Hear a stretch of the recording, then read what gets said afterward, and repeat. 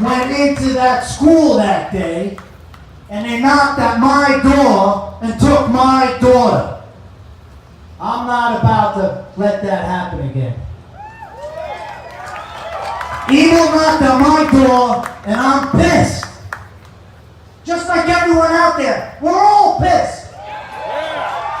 We want our schools safe. We want to know that you bring your kid to school in the morning, you're going to pick them up at 3:30, 3:15. They're going to come out and give you a big hug. And they're not taking us serious. We're pissed too. Yeah, we're all pissed. We shouldn't have to live like this. And you know what? The teachers are pissed too. We need to get behind the teachers, the students, the parents, and this shit can't happen anymore. Like I said, you heard me. We have to take our sneakers off to get on a plane, but a guy walked in right down the street with a rifle bag and shot and killed the loved ones of this community. Can't happen anymore. No, man. So I'm going to let you know, I'm going to work like you've never seen anybody work before. I haven't stopped. So this isn't anything political, okay? We're not here to politicize anything. It's not about a party. I've been telling everybody. It's not about that side, this side. It's about we love our kids, okay? There's parents, there's grandparents here, there's aunts, there's uncles. We love our kids and teachers. So that's what it's about. It's not about anything political, what you see in the news. This is the news right here. This is the real news. Okay, and we care. The American people care, and I'm here, and I'm listening, and they, like I said, they took my little girl from me, and we're gonna make a difference.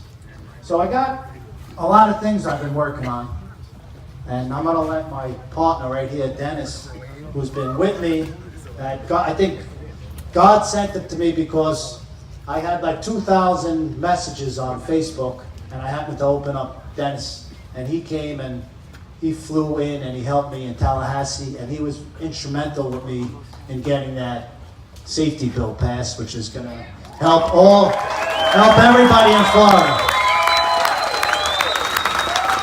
And I want one more thing for the community and the teachers and everyone that lives here. Governor Scott put me on this commission, and I want to hear from you. If someone has something that they want to talk to me about, come and talk to me, because I'm not gonna let up in this commission. We're gonna turn over every rock. We're gonna find out what the hell went wrong, and then we're gonna prevent it. You see, my thing is this already happened over here. So my kid's dead, and there's a lot of other parents here that have dead kids too. But I think I'm gonna be able to prevent other kids from getting shot. So that's what it's about. So, like I opened my house to everybody here, I wanted you to feel what my family's like. That's why I invited everybody here, because family is everything, right? And we all have family, and they're going to these schools. So that's why I could have had it anywhere. I could have had it at a park, but I wanted you guys to feel the love, how I speak, and it's true. What you hear, what you see on the news is what you get when you see me. Okay, so I'm going to introduce Dennis here, and I want to thank everybody. Thank you. Give it up for Andy. Give it up for one of the most bravest men in America right here. I'm going to be really quick. Every year I take an annual trip with my daughter, who's 19 years old, only 1 year older than Meadow. They look alike. I'm sure if they were in the shopping mall together, you'd say, oh wow, look at those two sisters. And so about 2 months ago, I was with my wife, and I've been in politics and news for 12 years now. I walked in and I said to her, I'm getting tired of this. I'm getting tired of the politics. I need to go out and make a film. And she says, well, we'll come to you. And I'm on the treadmill a couple of weeks later, and as that's happening, CNN, Fox, all showing the Parkland area and what was unfolding. And I'm looking at it and I said, well, there it is. There's my documentary. This shit has to stop. And so I reached out to him after seeing him at the White House and I said, this guy gets it. It's not about taking away the guns or anything like that. It's about the kids. And so, this is important to say. So I had a short little plan with my daughter. We have this annual trip. And I said, let's go to Florida because we're thinking about buying a property here. But I'm telling you right now, I got to lose the long sleeve shirts if I do. It's hot, man. So anyway, I reach out to him and say, hey, listen, I'd like to just film you for 15 minutes for this documentary and maybe give you a little bit of media tip because they're going to try to make you look like some radical Trump fan. So we worked together, and he left and he went to face the nation, and my daughter looked to me and said, Dad, you got to help that man. So what was supposed to be 15 minutes, my 19-year-old has pushed me into this, and I couldn't be happier because I absolutely love the Pollacks. And what's amazing about this man and his family and Julie, you know, they could very easily just be mad at God right now, mad at the world, and just hunker down and just be mad every day. And they are mad. But they're doing it to protect your kids, my kids, every kid that they'll never even meet. That's what's driving him and his wife and his family. And so let me finish by saying this. It's the most important thing you're going to hear today. And I ask you to please remain silent while it takes place. There was the March for Our Lives last weekend. And we didn't do anything but say, go right ahead. We support you, young people. But we think there was another message that needed to be heard. Yeah. And so young Hunter came to me and said, Dennis, can you help me write a speech? And I said, it needs to come from your heart. And so he had this unbelievably beautiful speech that was designed to bring the country together and to celebrate those 17 lives, including Meadow's, that was lost on that day, instead of getting political. And they would not allow this young man to speak. So with a little bit of an ad lib, I introduce Hunter Pollack and his speech, and I ask you to listen to every word.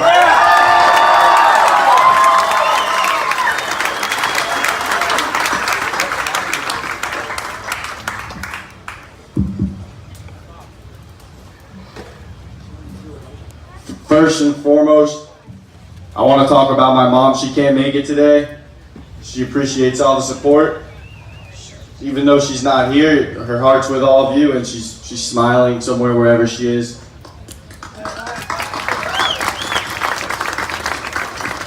So last week we were in DC. We went to the March for Our Lives, which, like he said, we support anyone fighting to make change, but it kind of made me disappointed I couldn't speak. I mean, do they care about the victims' families, or do they care about their political agendas? I mean, what is this? It's time for change. So I wrote this speech with the help of Dennis. It took a while, but at least I can say it now. So on Valentine's Day, I had my heart broken. We all did. And there's too much sad irony in that to ignore.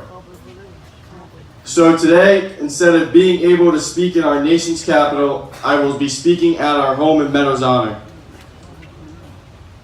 As they listen to every word we say, I want to speak about our broken hearts and what we can do as a country to turn this heartbreak into a mission worth fighting for. In my heart, I know this is not a mission driven by politics, nor should it be dictated by the left or the right.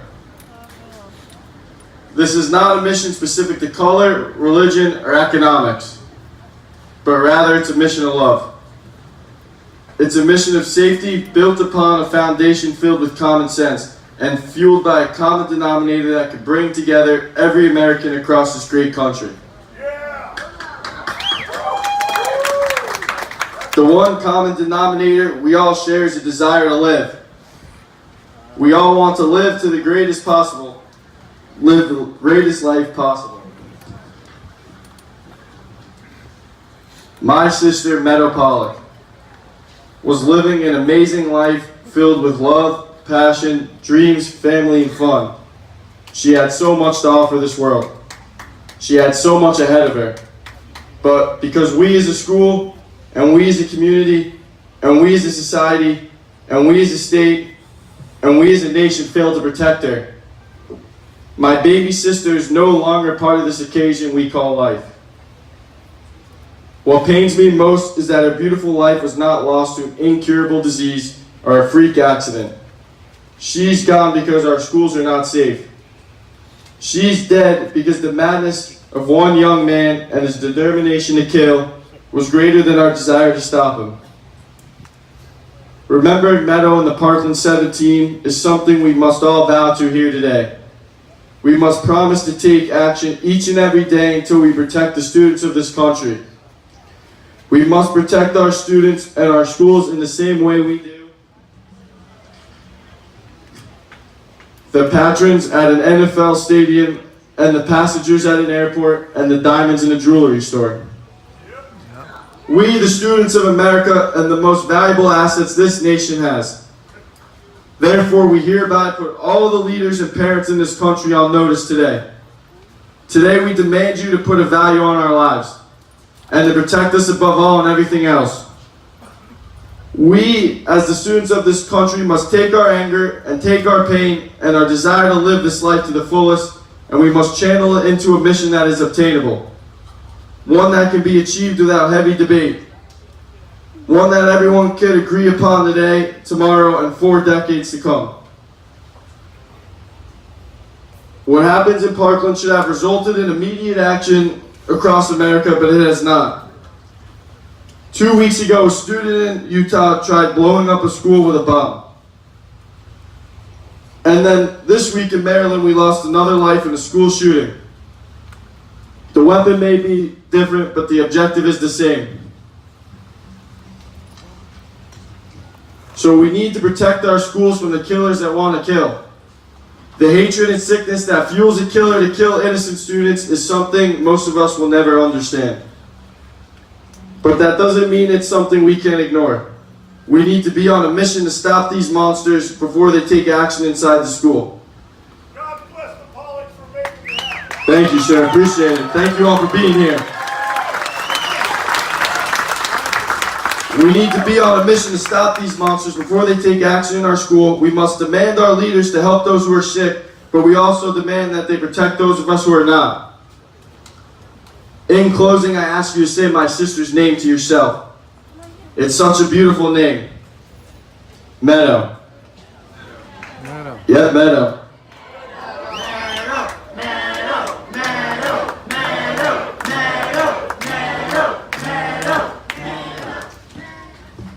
If you say her name, it's impossible not to feel the beauty of who she was and who she will always be. Princess! Princess! Meadow, it makes me think of a sunny day like this one. A day where the sun shines on our youth and shines on our desire to live a safe and happy life. I can feel Meadow right now. She's asking us to come together. She wants us to thank the families and parents of the victims like my dad, Andrew, who's worked tirelessly and I've watched him. He's the man. And Mr. Ryan Petty and all others who are turning their grief into something positive. She says, thank you for continuing to fight for the survivors and students of all ages. Meadow is asking us to be smart and to love and to share the common denominator we share. Embrace this life. Make the most of it. Don't let it be wasted, and do not allow it to be taken away by a weapon of any kind.